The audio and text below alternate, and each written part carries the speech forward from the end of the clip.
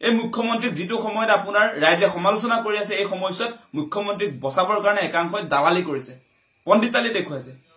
তেওঁলোকে মুখ্যমন্ত্ৰীক আস্থাত ৰাখিব লাগে বুলি কৈছে বিশ্বাসত ৰাখিব লাগে বুলি কৈছে এছআইটিক আস্থাত ৰাখিব লাগে বুলি কৈছে এছআইটিক আস্থাত মানুহে ৰাখিলেহেঁতেন যদিহে ছিংগাপুৰত ঘটনাস্থলীত গৈ তথ্য প্ৰমাণ উদ্ঘাটন কৰাৰ কামত আজি লাগিলহেঁতেন তেতিয়া আমি আস্থাত ৰাখিলোহেঁতেন এতিয়া কোনটো ভিত্তিত কি কাৰণে আমি আচলতে এছআইটিক বিশ্বাসত ৰাখিম হিমন্ত বিশ্ব শৰ্মাক আমি বিশ্বাসত ৰাখিম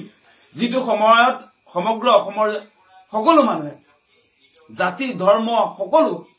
সকলো মানুহে সকলো অসমীয়া যিটো সময়ত জুবিনদাৰ ন্যায় বিচাৰিছো এই সময়ত মুখ্যমন্ত্ৰীয়ে মুছলমানৰ সংখ্যা বাঢ়িছে বুলি কৈছে সেইবিলাক ইছ্যু ডাইভাৰ্টৰ কাৰণে কোৱা নাই জানো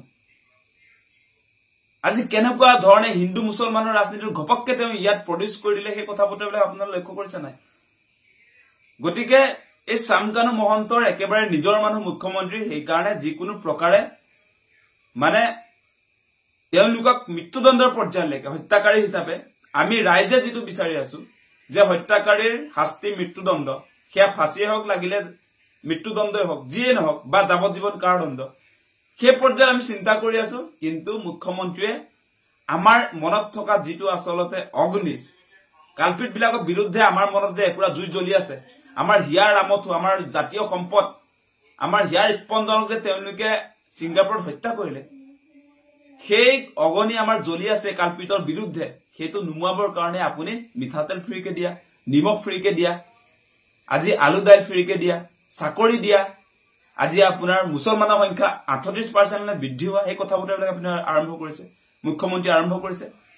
আজি মুছলমানৰ জনসংখ্যা বাঢ়িছে মুছলমানৰ জনসংখ্যা নবঢ়াবৰ কাৰণে বা নিয়ন্ত্ৰণ কৰিবৰ কাৰণে 2016 চনৰ পৰা আপোনালোকৰ ডাবল ইঞ্জিনৰ চৰকাৰ চলি আছে ন কোনখন আইন আনিলে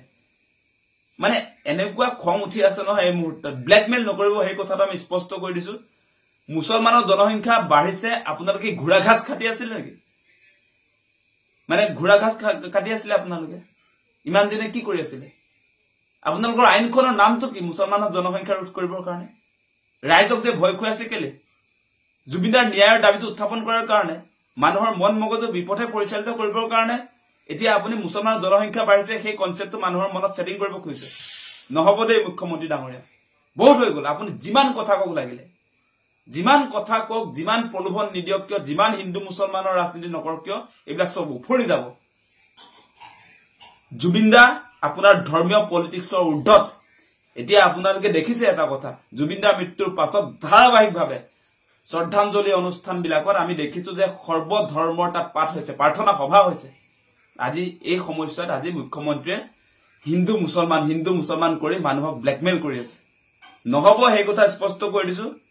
আপুনি যিয়ে নকৰক আমাৰ বেলেগ একো কথা এই মুহূৰ্তত নুশুনো জুবিন গাৰ্গৰ ন্যায় লাগে সেই কথাটো আমাৰ স্পষ্ট হেতু হৈছে ষ্ট্ৰেট ফৰৱাৰ্ড কথা বেলেগ আমি একো কথা বুজি নাপাওঁ এতিয়া